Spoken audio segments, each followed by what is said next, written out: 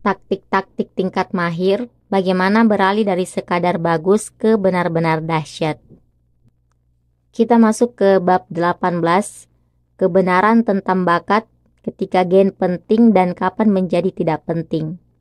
Banyak orang tidak terkejut mendengar nama Michael Phelps yang secara luas dipandang sebagai salah seorang atlet terbesar dalam sejarah. Phelps memenangkan lebih banyak medali Olimpiade tidak hanya dibanding atlet renang manapun, tapi juga atlet Olimpiade cabang apapun. Hanya segelintir orang yang tahu Hicham El Guerrouj, tapi ia adalah atlet fantastis dalam pengertian sendiri. El Guerrouj adalah pelari Maroko yang memenangi 2 medali emas Olimpiade dan merupakan salah satu pelari jarak menengah paling hebat sepanjang masa. Selama bertahun-tahun, ia pemegang rekor dunia untuk lomba 1.500 meter dan 2.000 meter. Pada ajang Olimpiade Athena Yunani 2004, ia memenangi emas dalam nomor 1.500 meter dan 5.000 meter. Kedua atlet ini sangat berbeda dalam banyak hal. Untuk sederhananya, yang satu berlomba di darat sedangkan yang lain di air. Namun yang paling mencolok, mereka sangat berbeda dalam tinggi badan. El Guerrouj memiliki tinggi 172,5 cm, Phelps 190 cm. Meskipun berbeda hampir 20 cm, keduanya sama dalam satu hal.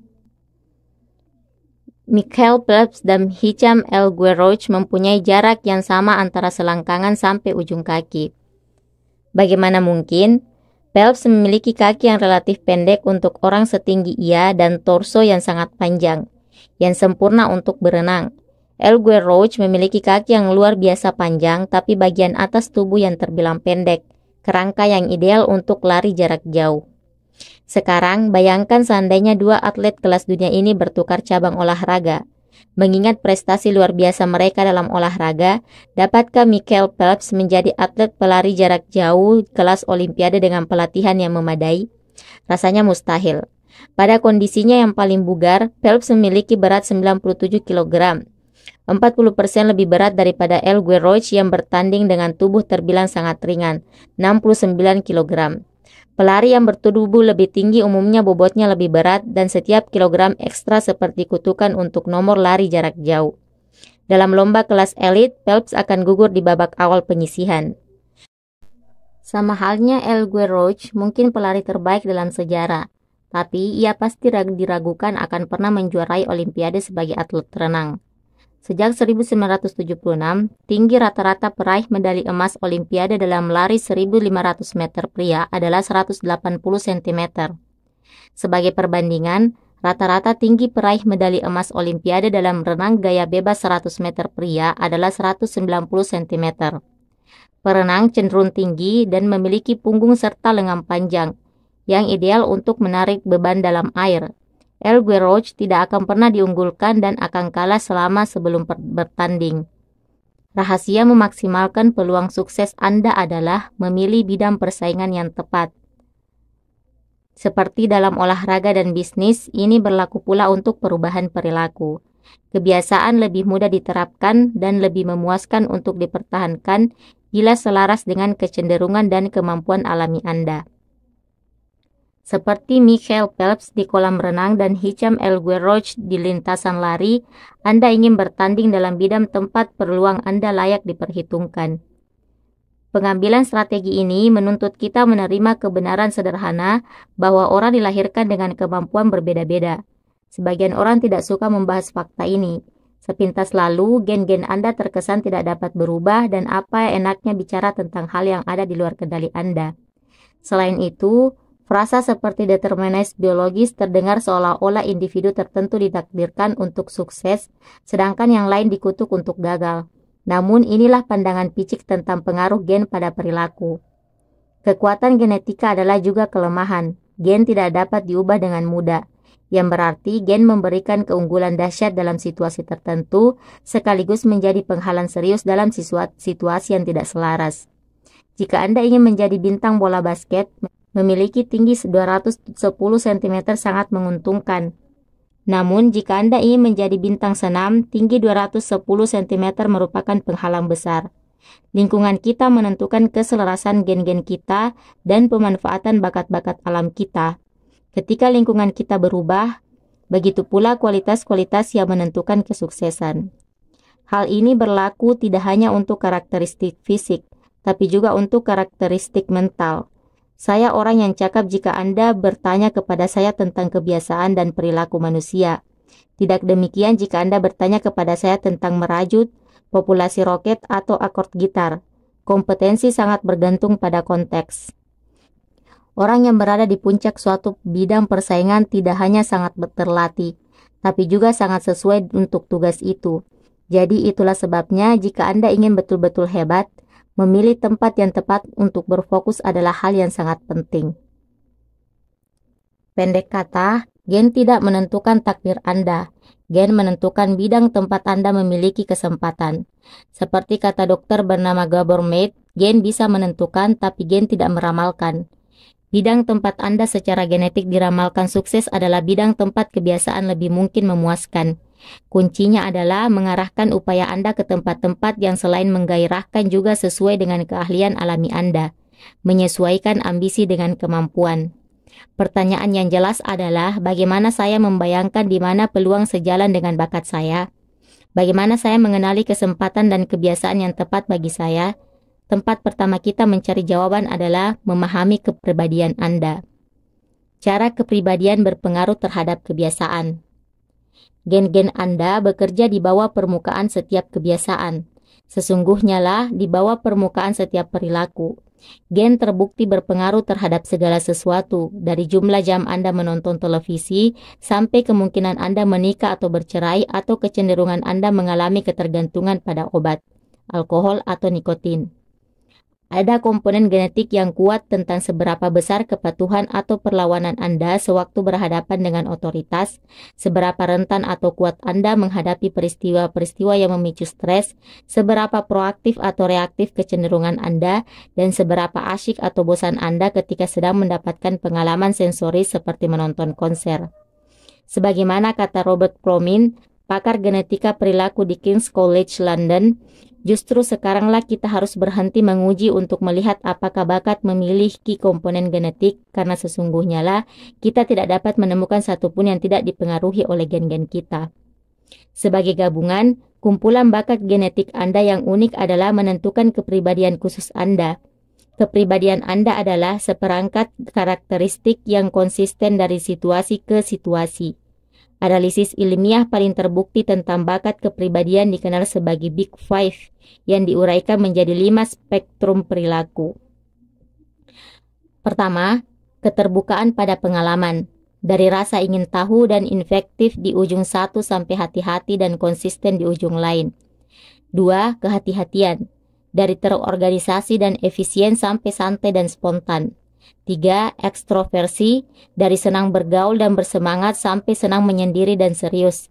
Anda mungkin mengenalnya sebagai ekstrovert versus introvert. 4.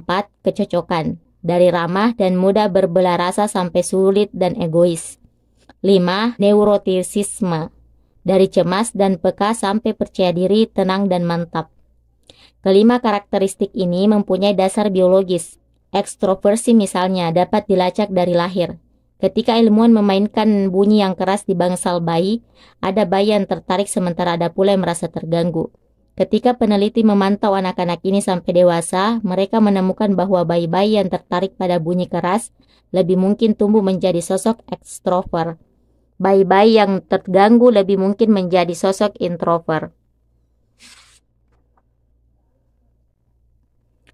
Orang yang sangat mudah menyesuaikan diri biasanya ramah, penuh pertimbangan dan hangat. Mereka juga cenderung memiliki kadar oksitosin alami lebih tinggi, sejenis hormon yang memainkan peran penting dalam pembentukan ikatan sosial, meningkatkan rasa percaya dan bertindak sebagai antidepresan alami. Anda dapat mudah membayangkan bagaimana orang dengan oksitosin lebih banyak mungkin cenderung membangun kebiasaan-kebiasaan seperti menulis ucapan terima kasih atau mengatur acara ramah tamah. Sebagai contoh ketiga, mari melihat neurotisisme, yaitu bakat kepribadian yang dimiliki oleh semua orang dengan tingkat Sebagai contoh ketiga, mari melihat neurotisisme, yaitu bakat yang kepribadian yang dimiliki oleh semua orang dengan tingkat bermacam-macam. Orang dengan kadar neuroticisme tinggi cenderung lebih cemas dan khawatir daripada yang lain. Bakat ini berkaitan dengan hipersensitivitas amigdala, bagian otak yang bertanggung jawab mendeteksi ancaman. Dengan kata lain, orang yang lebih peka terhadap petunjuk-petunjuk negatif di lingkungan mereka lebih mungkin mendapatkan nilai tinggi dalam neuroticisme. Kebiasaan kita tidak semata-mata ditentukan oleh kepribadian kita, tapi tidak ada keraguan bahwa gen mendorong kita ke arah tertentu. Preferensi kita yang berakar kuat akan membuat perilaku-perilaku tertentu lebih mudah bagi sebagian orang daripada bagi orang lain. Anda tidak harus meminta maaf atas perbedaan-perbedaan ini atau merasa bersalah karenanya, tapi Anda sungguh harus bekerja sama. Seseorang yang memiliki nilai rendah dalam kehati-hatian misalnya akan berpeluang lebih kecil untuk hidup rapi secara alami dan mungkin perlu mengandalkan rancangan lingkungan agar bertahan pada kebiasaan-kebiasaan baik.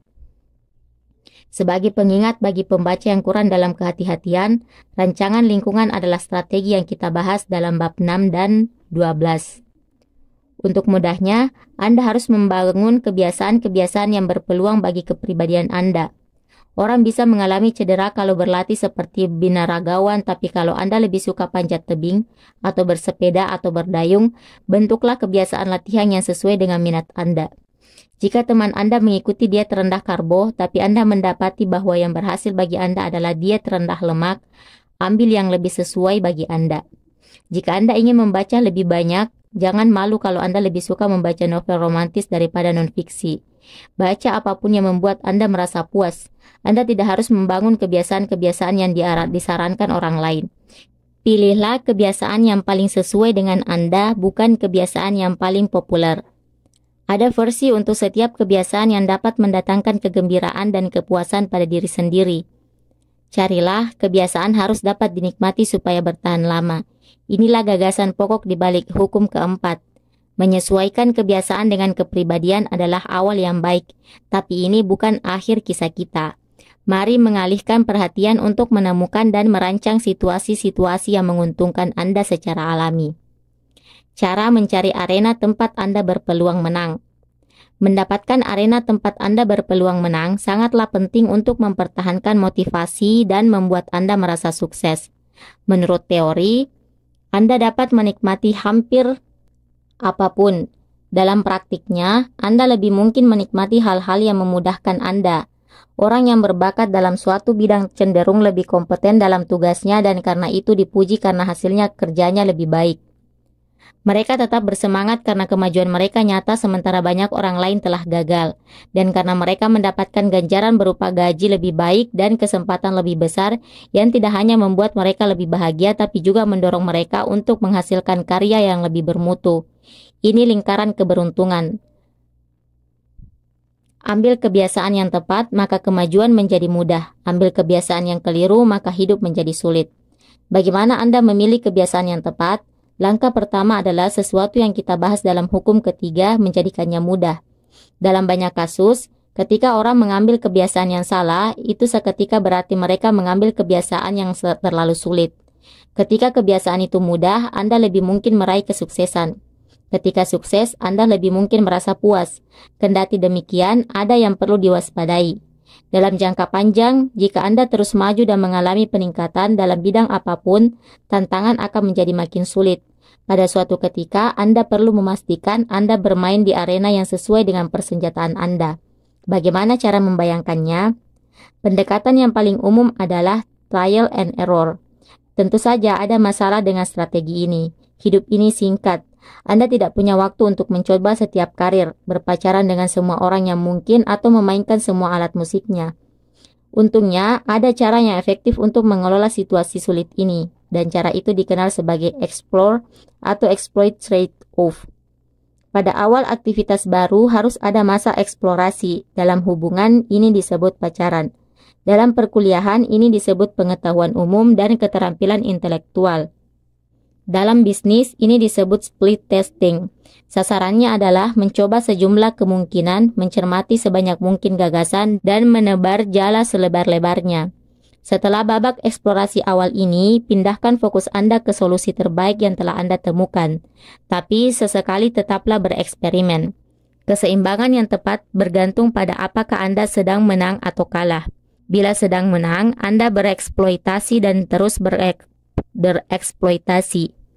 Jika sedang kalah, teruslah bereksplorasi dan bereksplorasi lagi. Dalam jangka panjang, yang barangkali paling efektif adalah memperjuangkan strategi yang terkesan memberikan hasil-hasil terbaik pada sekitar 80 hingga 90% waktu dan bereksplorasi pada 10-20% sisanya. Google dikenal meminta karyawan-karyawannya menghabiskan 80% waktu kerja pada tugas wajib mereka dan 20% pada proyek-proyek pilihan sendiri yang mengantar ke penciptaan produk-produk dahsyat seperti AdWords dan Gmail. Pendekatan yang optimal juga bergantung pada berapa banyak waktu yang Anda miliki. Jika waktu Anda banyak, misalnya orang yang baru mengawali karir, lebih masuk akal kalau bereksplorasi karena begitu menemukan tempat yang tepat, Anda masih mempunyai banyak waktu untuk eksploitasi. Bila waktu Anda tinggal sedikit, misalnya tenggat proyek sudah dekat, Anda harus menerapkan solusi terbaik yang Anda temukan sejauh ini dan mendapatkan hasil. Ketika mengeksplorasi opsi-opsi berbeda, ada serangkaian pertanyaan bagi diri sendiri untuk terus berfokus pada kebiasaan dan bidang yang paling memuaskan bagi Anda. Apa yang terasa menyenangkan bagi saya, tapi sukses bagi orang lain? Tanda apakah Anda sesuai untuk suatu tugas bukanlah apakah Anda menyukainya, tapi apakah Anda mampu menangani pengorbanan untuk tugas itu dengan lebih mudah daripada kebanyakan orang lain. Kapan Anda menikmati pekerjaan itu sementara kebanyakan orang lain mengeluh? Pekerjaan yang tidak terlalu memberatkan bagi Anda, tapi memberatkan bagi orang lain adalah pekerjaan yang sesuai bagi Anda. Apa yang membuat saya lupa waktu? Flow adalah situasi mental yang Anda masuki ketika sangat berfokus pada tugas yang sedang dikerjakan sehingga lupa dengan urusan-urusan lain. Campuran antara kebahagiaan dan prestasi puncak inilah yang dialami oleh atlet dan pekerja seni ketika sedang dalam zona. Hampir mustahil mengalami flow tapi tidak merasakan kepuasan dari suatu tugas setidaknya sampai tingkat tertentu. Di mana saya mendapatkan faedah lebih besar dibanding kebanyakan orang lain? Kita terus membandingkan diri dengan orang-orang di sekitar kita dan perilaku yang lebih mungkin memuaskan ketika dibandingkan berarti sesuai bagi kita. Ketika saya mulai menulis di jamesclear.com, daftar email saya tumbuh sangat pesat. Saya tidak terlalu yakin apa yang saya kerjakan dengan baik, tapi saya tahu bahwa hasil-hasil itu terkesan datang lebih cepat bagi saya daripada bagi beberapa teman saya yang memotivasi saya untuk terus menulis. Apa yang datang secara alami kepada saya? Untuk sesaat, abaikan apa yang telah diajarkan kepada Anda. Abaikan apa yang orang sekitar katakan kepada Anda. Apa yang terasa alami bagi saya? Kapan saya merasa hidup? Kapan saya merasa suka dengan diri saya yang sejati? Jangan ada penilaian terhadap diri sendiri atau untuk menyenangkan orang lain. Jangan ada tebakan kedua atau kritik pada diri sendiri. Hanya perasaan tertarik dan senang setiap kali Anda merasa autentik dan asli. Anda berada di arah yang benar. Sejujurnya, sebagian proses ini hanya kebetulan. Michael Phelps dan Hicham El Guerrouj beruntung terlahir dengan seperangkat kemampuan langka yang dihargai tinggi oleh masyarakat dan ditempatkan di lingkungan yang ideal untuk kemampuan-kemampuan itu. Kita semua memiliki waktu yang terbatas di planet ini, dan yang betul-betul hebat di antara kita adalah orang-orang yang tidak hanya bekerja keras, tapi juga memiliki keberuntungan yang baik untuk bertemu dengan kesempatan-kesempatan yang menguntungkan kita. Namun, bagaimana jika Anda tidak ingin bergantung pada kemajuan? Jika Anda tidak berhasil menemukan arena tempat keberuntungan berpihak kepada Anda, ciptakanlah arena itu. Scott Adams, kartunis di balik Dilbert, mengatakan, setiap orang mempunyai setidaknya sejumlah bidang tempat ia berada di 25% teratas dengan sedikit usaha. Dalam kasus saya mampu menggambar dengan lebih baik daripada kebanyakan orang, tapi saya hampir tidak dapat menyebut diri seniman. Dan saya tidak lebih lucu dibanding kebanyakan stand-up komedian yang tidak pernah menghasilkan karya besar. Tapi saya lebih lucu daripada kebanyakan orang. Yang ajaib adalah sedikit sekali orang yang mampu menggambar sekaligus menulis lawakan. Dan ketika Anda menambahkan latar belakang bisnis saya, tiba-tiba saya mempunyai topik yang hanya sedikit kartunis dapat berharap memahaminya tanpa menjalaninya. Ketika tidak mampu menang dengan menjadi lebih baik, Anda dapat menang dengan menjadi berbeda. Dengan menggabungkan keterampilan-keterampilan, Anda mengurangi tingkat kompetisi yang menjadikan Anda lebih mudah menonjol. Anda dapat memintas perlunya keunggulan genetik atau pengalaman bertahun-tahun dengan menulis ulang aturan-aturan. Seorang pemain yang bagus bekerja keras untuk memenangkan permainan yang juga dimainkan oleh semua orang. Seorang pemain yang hebat menciptakan permainan baru yang berpihak pada kekuatan dan menutup kelemahan mereka. Di perguruan tinggi, saya merancang jurusan saya sendiri, biomekanika, yang merupakan perpaduan antara fisika, kimia, biologi, dan anatomi. Saya tidak cukup cerdas untuk menonjol di antara mahasiswa-mahasiswa jurusan fisika atau biologi. Jadi saya menciptakan arena saya sendiri. Dan karena cocok dengan saya hanya mengambil mata kuliah yang menarik bagi saya. Belajar tidak terasa sebagai kewajiban. Saya juga menjadi lebih mudah menghindari perangkap perbandingan diri dengan orang lain. Lagi pula, tidak ada orang yang mengambil kombinasi mata kuliah seperti saya. Jadi, siapa dapat mengatakan apakah mereka lebih baik atau lebih buruk? Spesialisasi adalah cara manjur untuk mengatakan musibah karena memiliki gen buruk. Semakin Anda menguasai suatu keterampilan khusus, semakin sulit bagi orang lain untuk bersaing dengan Anda. Banyak binaragawan lebih kuat daripada kebanyakan pemain panco, tapi bahkan binaragawan bertubuh besar bisa kalah dalam adu panco karena juara adu panco memiliki kekuatan di bagian khusus. Bahkan seandainya bukan yang paling berbakat, Anda seringkali dapat menang dengan menjadi yang terbaik dalam kategori yang sangat khusus. Air mendidih akan membuat kentang jadi lunak, tapi telur jadi keras. Anda tidak dapat mengendalikan apakah Anda sebutir kentang atau sebutir telur. Tapi Anda dapat memutuskan bermain di arena tempat orang bisa lebih baik ketika keras atau lunak. Bila dapat menemukan lingkungan yang lebih baik menguntungkan, Anda dapat mengubah situasi dari semula merugikan menjadi menguntungkan Anda. Cara memanfaatkan gen-gen Anda secara maksimal. Gen kita tidak meniadakan keharusan bekerja keras. Gen menjadikan kerja keras jelas. Gen mengatakan kepada kita apa yang perlu diberi kerja keras. Begitu menyadari kekuatan-kekuatan kita, kita tahu di mana harus mengerahkan waktu dan energi. Kita tahu tipe kesempatan yang harus dicari dan tipe tantangan yang harus dihindari. Makin baik kita memahami sifat dasar kita, makin baik strategi yang dapat kita jalankan. Perbedaan biologis itu penting. Meski demikian, akan lebih produktif kalau kita berfokus pada apakah kita memenuhi potensi sendiri daripada membandingkan diri dengan orang lain. Kenyataan bahwa Anda memiliki batas alami dalam kemampuan tertentu sama sekali tidak terkait dengan apakah Anda telah mencapai batas kemampuan. Orang dapat terperangkap pada kenyataan bahwa mereka mempunyai batas sehingga jarang mengerahkan upaya yang diperlukan untuk meraihnya. Selanjutnya, gen tidak dapat membuat Anda sukses jika Anda tidak melakukan apa yang harus dilakukan.